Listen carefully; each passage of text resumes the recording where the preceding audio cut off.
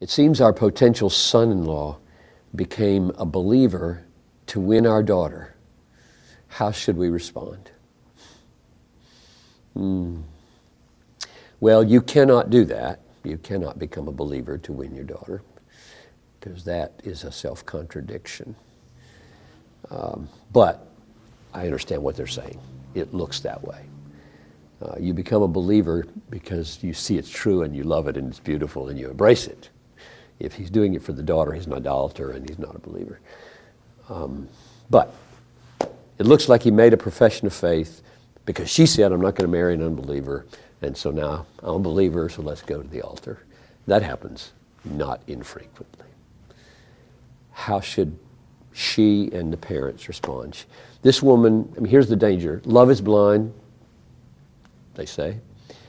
A lot of truth in that. She wants this man so bad to be a believer because she likes him so much. And he says he is, so now she's not really probably as discerning as she should be, because love is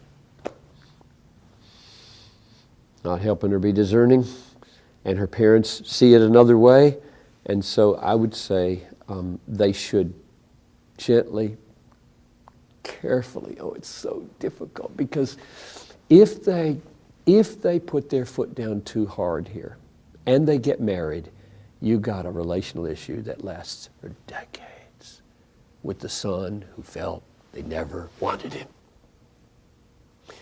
I'm dealing with a situation where that's true.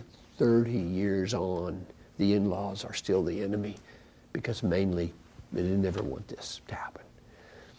So as I'm assessing the potential spouses of my children, I must be so careful, because they're going to make this call here. I believe they should. I'm not going to function with absolute authority here.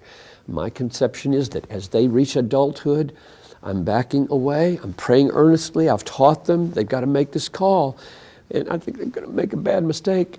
What do I say? What do I do? Because I don't want to say, you're going to regret this. Now, I'll say that about an unbeliever, because that's clear in the Bible. But on the other layers of judgment and wisdom and discernment, I'm basically going to draw my daughter's attention or son's attention to principles. I'm saying, just make sure this, and this, be discerning and prayerful. And then you support them. And you got to, because if they're going to get married, you got to support. That is, you're caring, you're loving, you're going to be in their lives for as long as you live. You don't want to throw that away.